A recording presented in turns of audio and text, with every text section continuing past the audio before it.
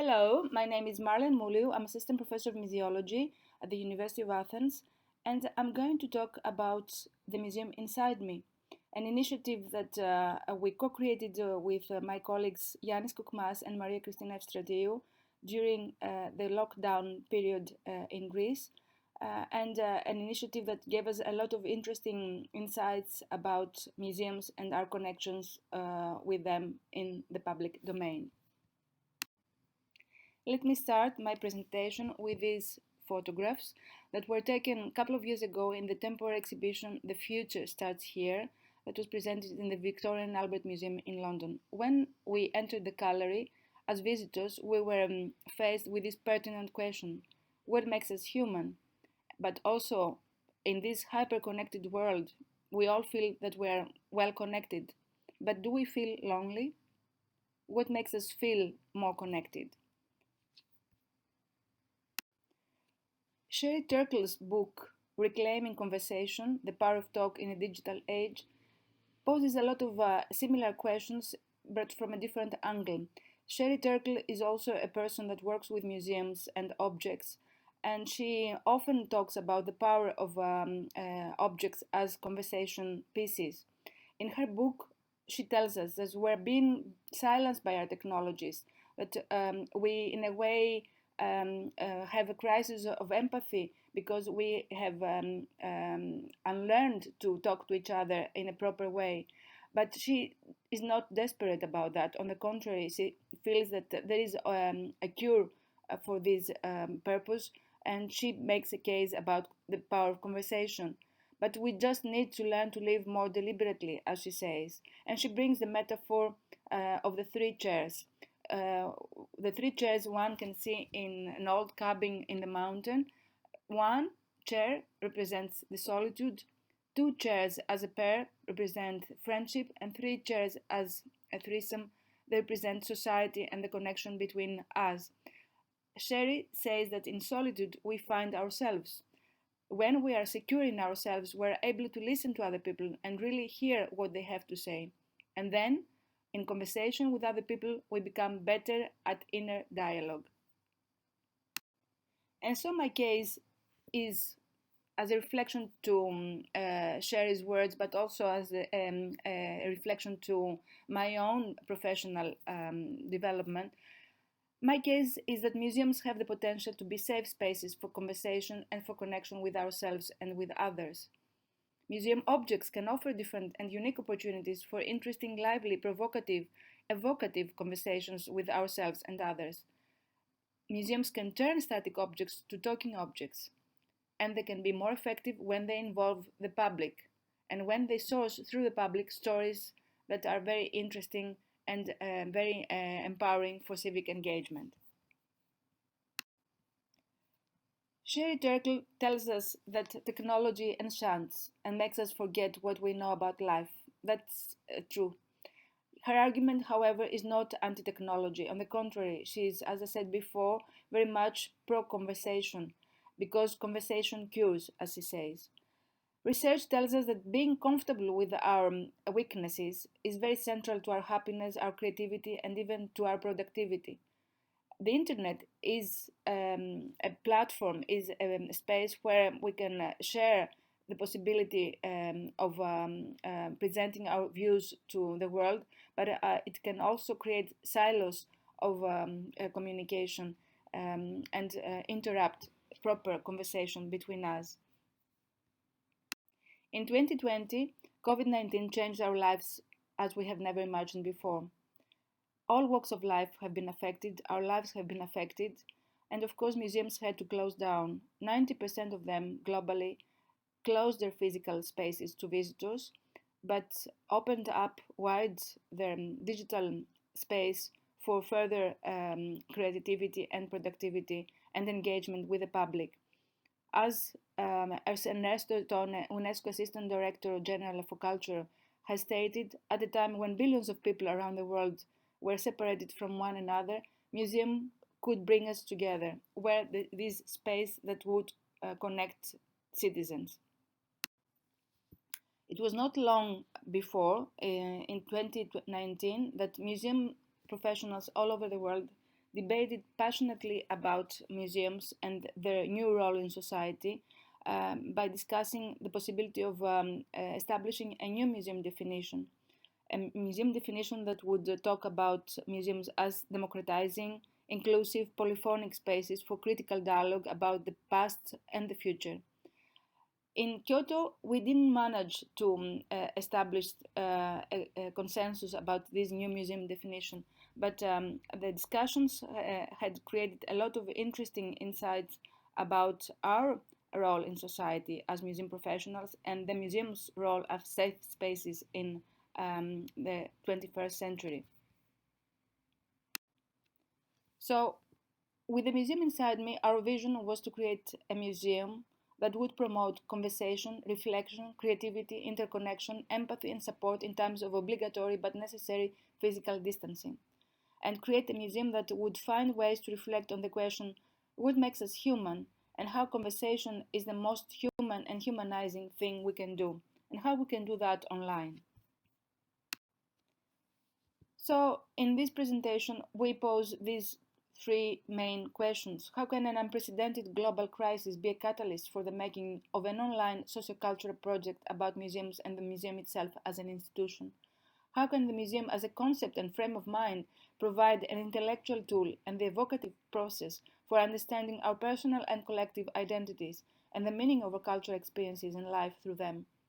And how can an online community participatory project, as the one we envision to create, can strengthen the idea of the museum as a field of inspiration and connection that concerns us all and gives us agility and hope to overcome personal fears and physical isolation?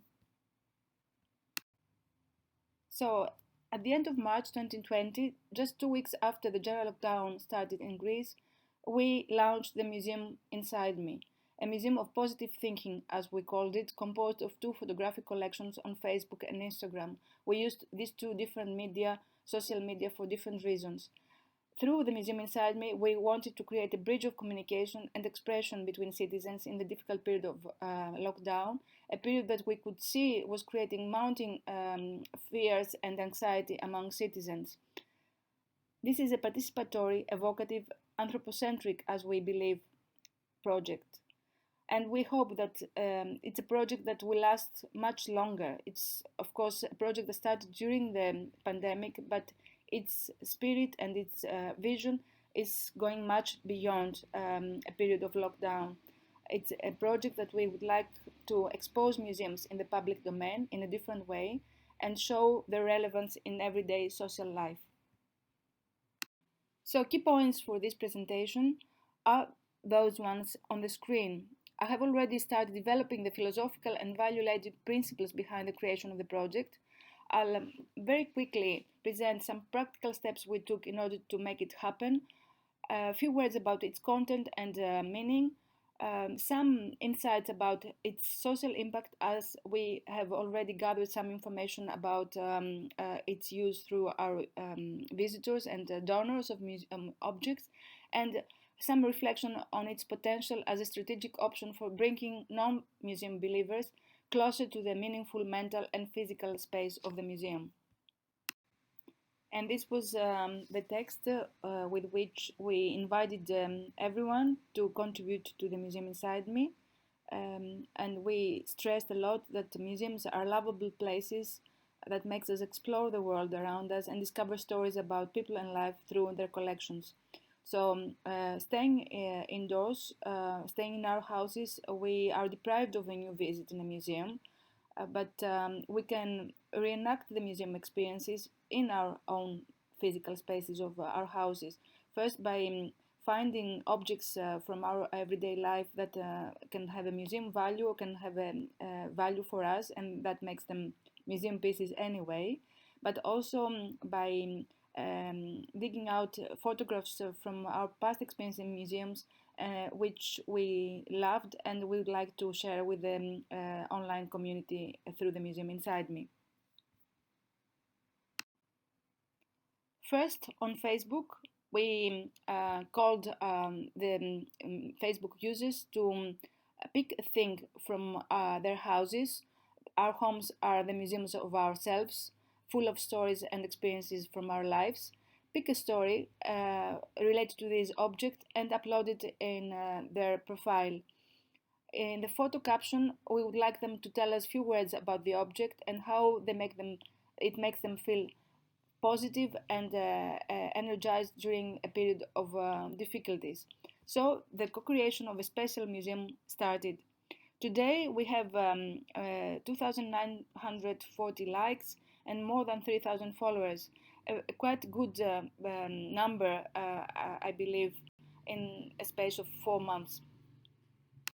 During the lockdown, there were frequent reminders of this project, frequent calls for action, such as the one you see in the screen.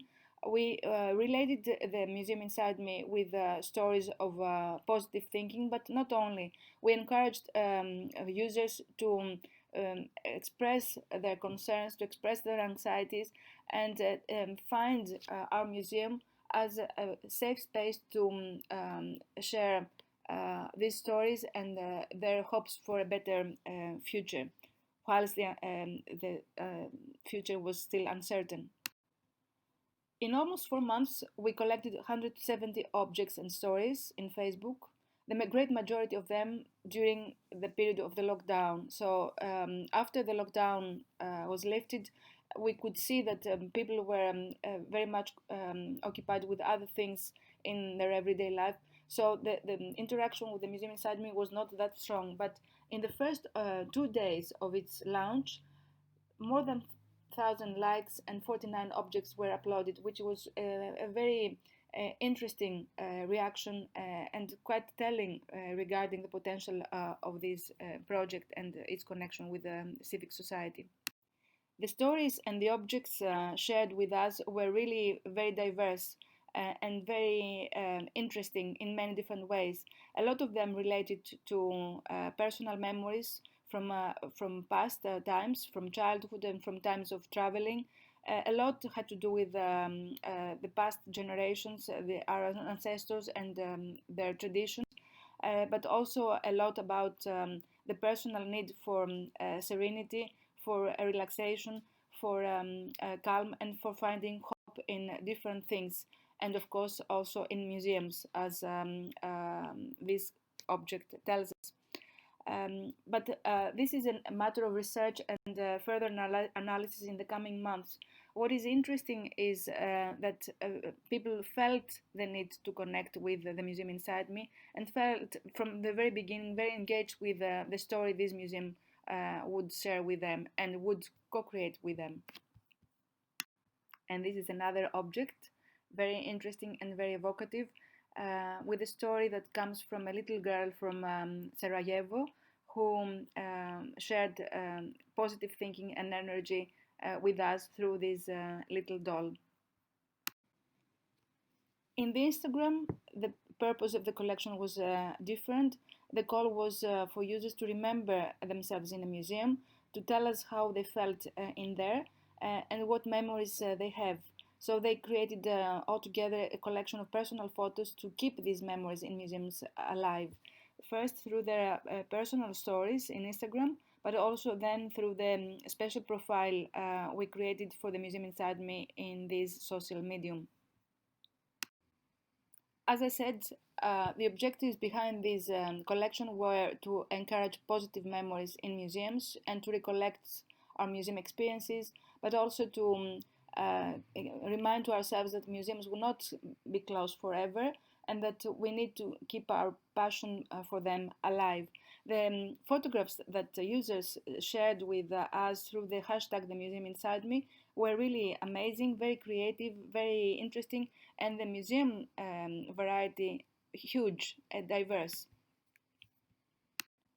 As the weeks went on and the lockdown continued, we created a lot of different challenges around the Instagram collection with quizzes that would trigger users to think about the museums and imagine which museums are in the photographs and how they relate to different exhibitions.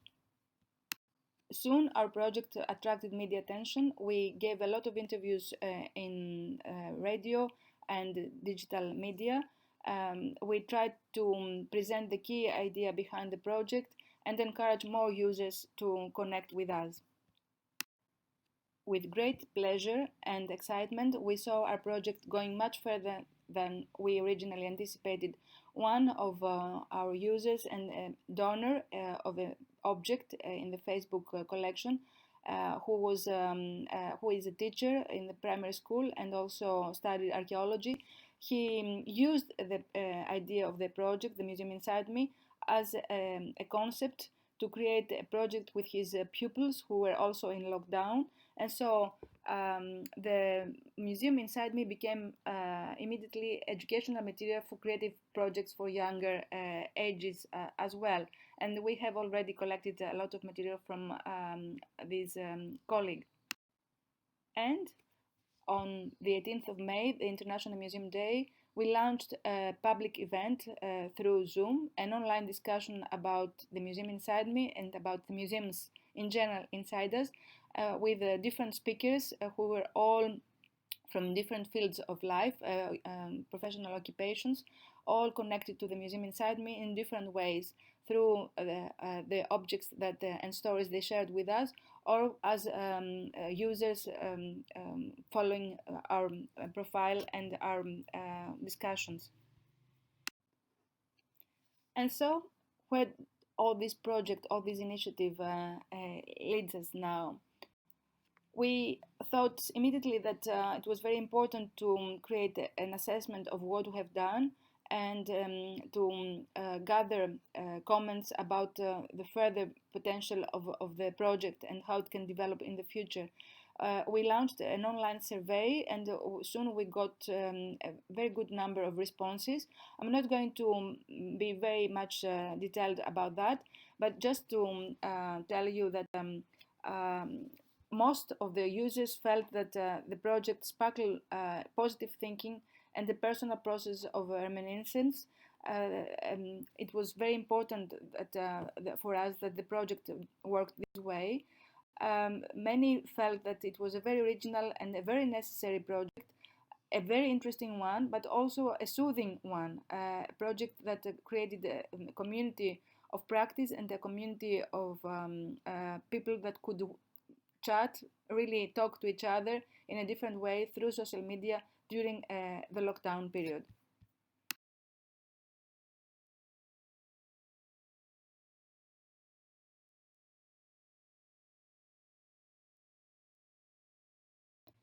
And of course, there are many more questions we can ask.